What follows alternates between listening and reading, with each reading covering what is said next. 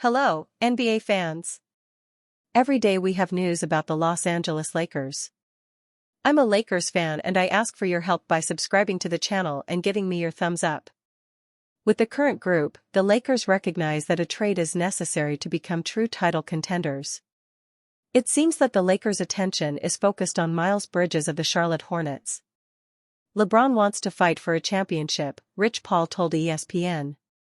He is aware that the Lakers are building a team for the future. He understands that, but he values a real opportunity to win the title. We are extremely grateful for the collaboration we have had over 8 years with Jeannie, Bus, and Rob Pelinka, and consider the Lakers an essential part of their journeys. Doncic understands that it will take time for the Lakers to build a roster around him, but, like James, he has the ambition to win now. The fact that Doncic is only 26 years old gives the Lakers a much longer window to build a team capable of competing for the trophy, but that doesn't mean they can relax and take as long as they want. Doncic expressed to Lakers president Rob Pelinka and coach J.J. Redick in May that he is not interested in a slow approach to building a competitive team, reported Jasmine Wimbish of CBS Sports. As the February 5 NBA trade deadline approaches, it's become increasingly clear that the Los Angeles Lakers are in need of reinforcements. Injuries have defined much of their season, repeatedly disrupting rotations and continuity. Even as players have cycled back into the lineup, however, the broader sense is that the current roster construction is trending in the wrong direction. Los Angeles has lost 9 of its past 15 games and managed just 2 wins over a recent 7-game stretch. That slide has dropped the Lakers to 25-16 and 6th in the Western Conference, with the play-in picture beginning to creep into view. Against that backdrop, General Manager Rob Pelinka is widely believed to be active ahead of the deadline. As that search continues, another name has now emerged as a potential target. Lakers linked to Miles Bridges as deadline nears. According to Forbes' Evan Sidery, the Lakers are weighing whether to pursue Charlotte Hornets forward Miles Bridges, who's drawing interest from multiple teams and may be available. The Bucks, Clippers, Kings, and Lakers have recently shown exploratory trade interest in Miles Bridges, Sidery reported. The Hornets appear open to moving Bridges for the right price. Bridges, 27, is averaging 19.1 points, 6.4 rebounds, and 3.6 assists across 42 games this season for the Hornets. He's shooting 44.6% from the field and 33.7% from three-point range on 6.8 attempts per game. For a Lakers team that ranks last in the NBA in bench scoring at 25.7 points per game, the appeal is clear. Offensive production has been heavily concentrated around Luka Doncic, LeBron James, and Austin Reeves when healthy. Adding Bridges could help redistribute that burden by reshaping the rotation, while also addressing a clear need on the wing. Described as a competent perimeter defender, Bridges would also offer positional depth at a premium spot, and his contract structure only adds to the intrigue. Lakers evaluating contract and asset pathways. Bridges is in the second year of a 3-year, $75 million deal, earning $25 million this season. That figure places him squarely in the range of contracts the Lakers could theoretically match. Any deal would require Los Angeles to work primarily through its expiring salaries. Rui Hachimura, $18.2 million, Gabe Vincent, $11.5 million, and Maxi Kleber, $11 million, represent the Lakers' main trade pieces, though those contracts have reportedly generated limited interest. Second-year guard Dalton Knecht has similarly failed to build meaningful trade value, as per Dan Woik of The Athletic. What separates Bridges from other targets is the structure of his deal. It's front-loaded and declines in value, with his salary dropping to $22.8 million through the 2026-27 season. For an acquiring team, that provides both a productive contributor and future salary flexibility. Whether the Hornets would demand draft compensation remains an open question. That's where complications arise for the Lakers, who currently control only one tradable first-round pick. Kevin O'Connor of Yahoo Sports recently reported that Los Angeles has explored ways to rework its draft capital to pursue a wing. With the Lakers, the word on the street is they're trying to package Jared Vanderbilt and Gabe Vincent together for a wing, O'Connor said. Now, the really interesting thing with them is, they've been shopping around their future 2032 first-round pick for multiple first-round draft picks. The Lakers have previously been linked to Herb Jones, though his availability remains uncertain. Other names have included Trey Murphy III, Keon Ellis, and DeAndre Hunter. If Los Angeles is able to convert its future pick into multiple selections, it could unlock additional flexibility and significantly expand its asset pool ahead of the deadline. That approach may be the key to landing a higher caliber wing and stabilizing a roster that, for now, is on a sharp downwards trajectory. J.J. Redick, Lakers must continue to keep DeAndre Ayton involved in offense.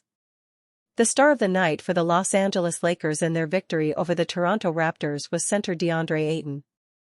He was a perfect 10 of 10 from the field, becoming just the third Lakers player to ever shoot 100% from the field on at least 10 shots, finishing with 25 points and 13 rebounds in the win. It was undoubtedly one of Ayton's best performances of the season, and head coach J.J. Redick felt the big man was outstanding. "Yeah, he was phenomenal," Redick said after the win.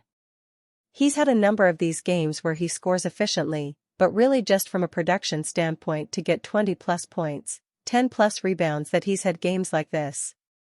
It's just a huge thing for our team, particularly against teams that red.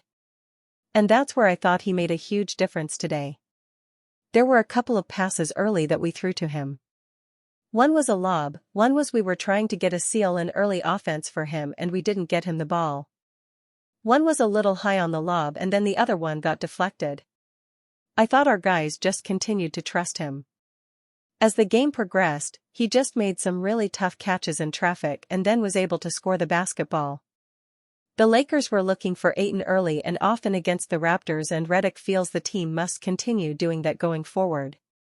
For players like Ayton and other role players, Redick feels the team's creators must keep them involved and reward them for doing the dirty work.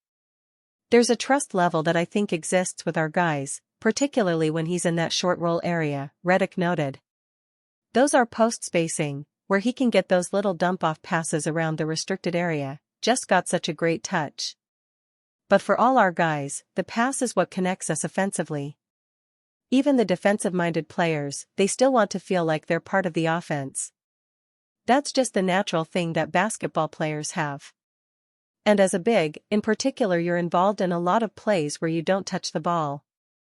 There's certain players that are not involved in a lot of plays that don't touch the ball.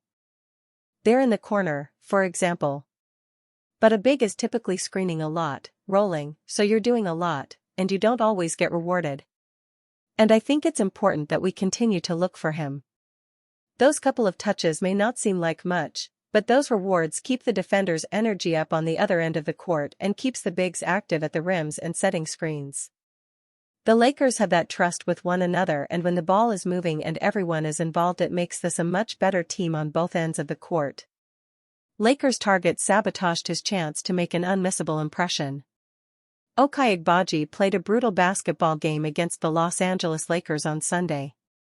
The 3-and-D market is shaping up to be rather lackluster ahead of the 2026 NBA trade deadline.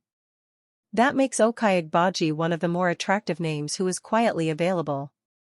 If the Toronto Raptors wing had dreams of joining the Los Angeles Lakers, he did himself few favors on Sunday. A duel in Los Angeles ended with the Lakers securing a comfortable 110-93 win over the Raptors. Luka Doncic and company cruised after a slow first quarter and left no doubt by night's end. Unfortunately for Agbaji, the four-year pro did not enjoy that same time of success in a potential audition. Agbaji finished the night with 25 minutes played, 0 points, shooting 0 of 5 from the field and 0 of 3 from beyond the arc, 3 rebounds, and 1 assist. It was certainly not the type of game that stands out to a trade suitor ahead of February 5. Agbaji did not play in the earlier meeting between these two sides on December 4 in Toronto. There will still be plenty of film available to scout apart from these specific head-to-head matchups. However, as far as in-person impressions go, the Lakers' close-up look left a lot to be desired. Ochai Agbaji picked the worst possible night to disappear against the Lakers. Agbaji being only 25 years old still makes him one of the better options that should be available on the trade market before the deadline. And make no mistake about it, the soon-to-be free agent will be there for the taking. NBA insider Michael Scotto has reported as much repetitively. Scotto wrote, simultaneously, Toronto has gauged the trade market with Ochai Agbaji in an attempt to duck the luxury tax, as previously reported by Hoops Hype. With the Lakers fixating on the bigger picture, a fringe roster move has been suggested as something closer to what they would desire before February. Acquiring Agbaji and his expiring $6.4 million fits the description. It would also give Los Angeles his restricted free agent rights for the summer. After a breakout season in 2024-25, Agbaji has come crashing back down to earth during the current campaign. Ochai has averaged only 4.5 points and 2.4 rebounds in 16.4 minutes per game. The Raptors' swingman has shot 41.2% from the field and 20.7% from deep on 1.7 attempts a night. Realistically, the underwhelming performance should not be a nail in the coffin for him. However, it did not help his chances of finding a new home in Los Angeles either. Luka Doncic assesses Lakers at midpoint of regular season. Luka Doncic, LeBron James, and DeAndre Ayton led the Los Angeles Lakers to a nice victory over the Toronto Raptors on Sunday night, which officially brought the team to the halfway point of the regular season in terms of games played. The Lakers sit at 25-16 so far this season and are right in the thick of the Western Conference playoff contenders. But, there's no denying it has been an up-and-down season for the Lakers so far. A very strong start has been followed by some rough stretches over the past few weeks, and injuries have severely hampered the team as well. Doncic, James, and Austin Reeves have all missed time at different points this season, as has basically every important role player on the roster. In assessing his team through the first half of the year, Luka believes the Lakers could be better than what their record shows, and points to a couple of recent performances that they must channel to improve things going forward. It's not a bad record. Obviously, it could be better, Doncic said after the Raptors' win. But sometimes, if we play like this, and we play like we're playing against Atlanta, it gives us a better chance to win. So we just got to look at those two games and play like that.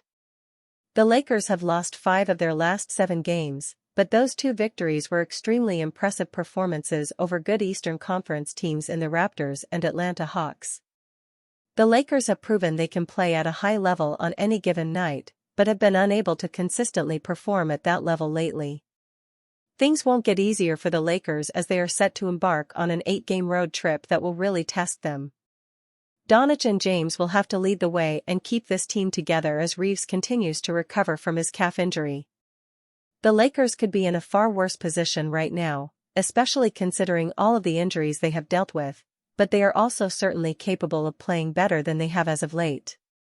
And Luka will be sure to push this team to get back to their previous form and get back on track for the second half of the year and down the stretch of this regular season. Dallas' Anthony Davis decision could cost them Klay Thompson. Thompson wants to play for a contender, and with Dallas' season quietly slipping out of reach, 9 games back from a top 6 seed in the West, they could decide to do good by him and trade him to a top team. By no means has Thompson demanded a trade, and seems happy playing for the Mavericks. It may be in their best interest to move on while his value is at a high.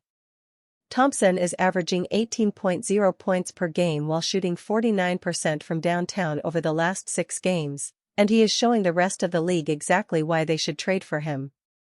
He can still get as hot as anyone in a hurry, just like he did for the Warriors back in the day, and the Lakers could be taking notes from the shadows.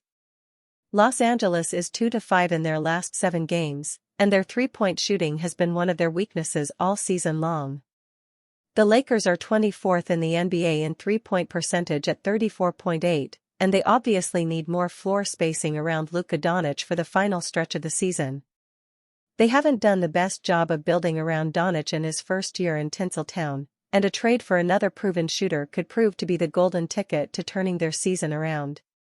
Los Angeles obviously needs other pieces as well, including a wing with size and defensive versatility, but surrounding Doncic with 3-point snipers is a recipe for success. He is one of the greatest shot creators that this league has ever seen, and he makes life easy for the shooters that are playing alongside him. Having the chance to play with Doncic was one of the main reasons that Thompson signed with the Mavs in 2024, but that opportunity was quickly stripped from him when Doncic was traded to Los Angeles last season. Thompson's current situation in Dallas is nothing like what it was supposed to be, and if Davis gets traded, he could be next on the chopping block. Moving on from Davis would be the ultimate telltale sign that the Mavericks are embracing a rebuild around Cooper Flagg, and Thompson could look for a trade out of Dallas as well to pursue his fifth ring on a proven playoff team. The Lakers are a few pieces away from being a powerhouse in the West, and bringing in would help them get back on track. He is one of the best shooters that this league has ever seen, and given his former interest in joining the Lakers, this could be a team that he targets a trade to as the trade deadline nears. Thompson is playing his best basketball of the season right now, giving the Mavericks every chance to keep him heading into next season, but they could elect to capitalize on his trade value while they still can. Anthony Davis getting moved could put things into motion for Thompson, and the Lakers could end up walking away with an elite deadline acquisition in Thompson if they play their cards right. NBA players just made their thoughts on Luka Doncic painfully clear. NBA players voted Los Angeles Lakers star Luka Doncic as the sixth best player in the West. The NBA's All-Star starters have been announced. Los Angeles Lakers guard Luka Doncic is one of them, but not thanks to the players who had votes. Doncic ranked first amongst the fans in voting and second among the media. However, NBA players voted him number 6 behind Nikola Jokic, Stephen Curry, Shai Gilgeous-Alexander, Anthony Edwards, and Kevin Durant. It's clear as day, players around the NBA don't think Doncic is as good as the fans or media do. The question is, why? Well, there are a bunch of different potential reasons, and almost all of them can be extracted from who the players voted ahead of him, 2 of whom aren't even starters this year. And when you think about some of the Lakers' struggles this season, it makes a little bit of sense. Luka Doncic ranked 6th in player voting for All-Star Game. Obviously, the players voted Jokic as the best player in the West. He's a 3-time MVP and one of the most impactful players in recent history. The impact he has on winning is undeniable, and the players respect that. Then, there's Curry, the greatest shooter to ever grace the hardwood. There aren't enough words to describe how much fellow NBA players respect Curry as a player and a person. That almost definitely played a big part in the voting. Gilgeous-Alexander being third is just as obvious. The reigning MVP is leading the Thunder to an unbelievable season, and the start to the year that they had was ridiculous. After that, things get a little bit interesting. Neither Edwards nor Durant got the nod to start the All-Star Game. That recognition went to Doncic and Wembanyama, whose 7th-place finish among players was even lower than Doncic's. Like Curry, Durant has the long-time respect factor. He's been in the league forever, and it feels like all of the players have a deep understanding of what he's able to do on the basketball court. As for Edwards, he's pretty popular among players, but he also plays with an edge to him on both ends of the court. A lot of the Lakers' struggles this year, particularly on defense, have been because of Doncic's problems staying in front of guys. He's not a good defender, and it's become painfully obvious to see. Players don't miss much. They understand the game better than anyone. So, when they're voting on guys to make the All-Star Game, they take everything into account. And based on the way they voted this year, they certainly have some thoughts about how Doncic stands up against the best players in the NBA. DeMarcus Cousins makes bold claim about LeBron James' future. Former NBA All-Star DeMarcus Cousins made a bold claim Monday about the future of Los Angeles Lakers forward LeBron James. Cousins, who appeared on FanDuel's Run It Back show, believes James will finish his career with the Cleveland Cavaliers. Do I feel like he finishes his career in LA? I don't, Cousins said. My gut tells me he finishes his career in Cleveland. James was drafted by the Cavaliers in 2003 and spent his first 7 NBA seasons in Cleveland. He departed for the Miami Heat in 2010, then returned to the Cavaliers from 2014 to 18, leading the Cavs to their first NBA championship in 2016. Cousins said it would be fitting for James to return to his hometown team before his career ends. More, LeBron has astounding 21-year streak end with All-Star voting results. That's where his story starts, Cousins said. That's where he's from. I think that'll be the first team to hang his jersey up. It just makes sense for him to end his career in Cleveland. Cousins later called out the Lakers for not putting the right pieces around James. When you think about LeBron James, it should never be where he doesn't make the playoffs, he said. It's hard for me to sit there and put that blame on LeBron. James has led the Lakers to 5 playoff appearances since joining the Lakers. He won a title in 2020 and made the Western Conference Finals in 2023, but hasn't won a playoff series since. He won a title in 19-20, but for the rest of the time, it just hasn't really shown where he's been put in the best situations.